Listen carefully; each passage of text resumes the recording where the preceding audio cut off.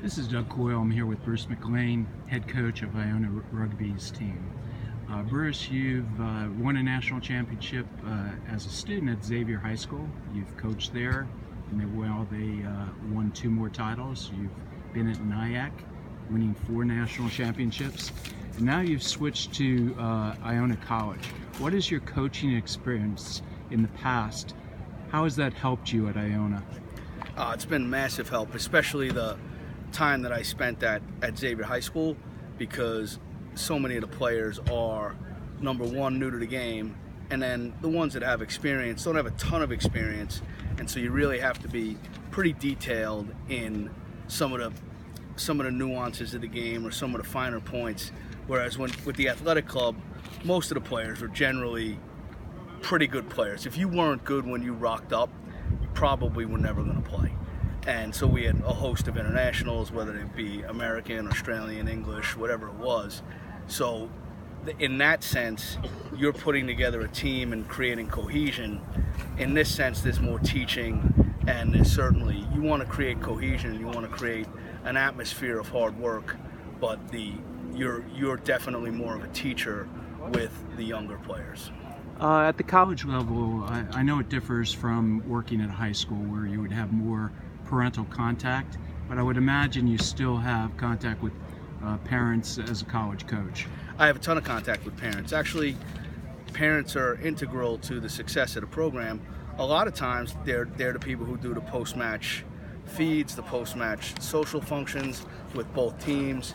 They, in many cases, finance the program for what we have by paying dues for their kids, and they support us greatly. And some of the parents who do well financially are very generous to us, and we also have a lot of working class kids, and they supplement those guys and help everything go along. The parents are a huge resource, and actually we have 2 of our coaches' kids play for the team, and a lot of the parents are my friends. They're my age, so guys I went to high school with, guys I played football with, and so they're fun to be around. That's part of the reason I like it. What values and attitudes are you trying to instill in your players, and how has that helped you with your recruiting efforts? Well, the main thing that we want to do is we want to be good people off the field. We want to be a great team on the field, and we want to be the best at things that take no talent.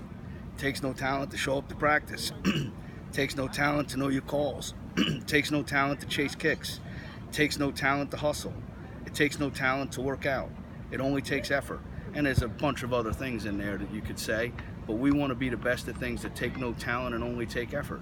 And if we're putting forth that effort all the time, the wins will take care of themselves. Coaching needs to be balanced with family considerations, and I know that part of the reason that you left NYAC was the demands on the length of season. There was consideration: do I stay with Rugby East, or in this case, you helped create the new Liberty D1A conference. So could you talk about that as an issue?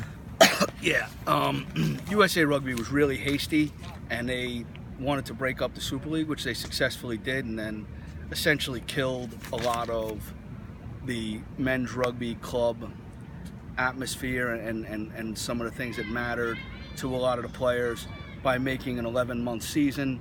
And by 11-month season, you had to play through the entire fall through about Thanksgiving. Then you get that Christmas off. Then you have to start a preseason to play your spring, which ended in late May or June, and then you were required to play sevens, and that went into August, which then led into your preseason straight through, and it just wasn't fair to the guys, number one, who were on the national team, number two, who have jobs. So I took a stand and said, hey, I'm not going to do this. I had 9 teams set up in the Super League, and we needed a 10th, but I had 24 hours to do it.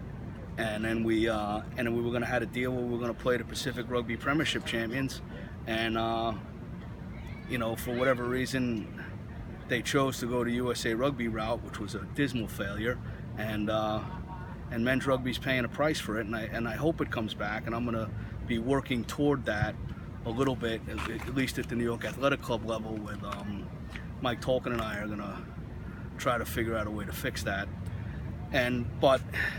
So in forming the Liberty Conference with Iona, Rugby East was going to expand westward. So they were going to expand to Notre Dame College and possibly to another school. They were talking about Bowling Green or Cincinnati. And that was going to make the travel on teams very difficult. So they're probably going to break up into an East and West conference.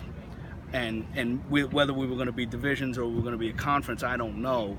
So us in Delaware said, well, wait a second, let's just kill this right now. And we went straight into the Liberty Conference, which we just anticipated originally to be us, Delaware, St. Joe's, Temple, Rutgers, Fordham, Stony Brook, and then Fordham and Stony Brook felt compelled to let in their other teams that they had played an Empire with, and then those guys wanted Albany, and then Albany wanted all the teams from the ECRC, and it just kind of morphed into something really big, really fast. But for me, I have 3 kids, and I have a job, and I didn't want to travel 8 or 9. I didn't want to travel 8 or 9 hours on buses to games, and I wanted to be able to go home. Like, we're down in Delaware today. I can go home for my kids. My brother went into the Boston College Hall of Fame last night for the Athletic Hall of Fame. I was able to go to that dinner, come down here, go to Delaware, and I'll be able to go to my kids' baseball game tomorrow. If we were going out to West Virginia, I wouldn't have been able to do any of it. Tonight you play University of Delaware. If you beat them, you are, I guess, the I-95 division champs. Yeah, we'll be the inaugural division champions. If we lose to them, they will be the champions. So they're 2-1 and have 11 points. We're 3-0 and have 15 points. So I guess if we lost with a double bonus point, we'd win. But that's not how we want to do it. I think we wanted to win it the way you're supposed to, undefeated. Well, good luck to you tonight. Thanks a lot, Doug.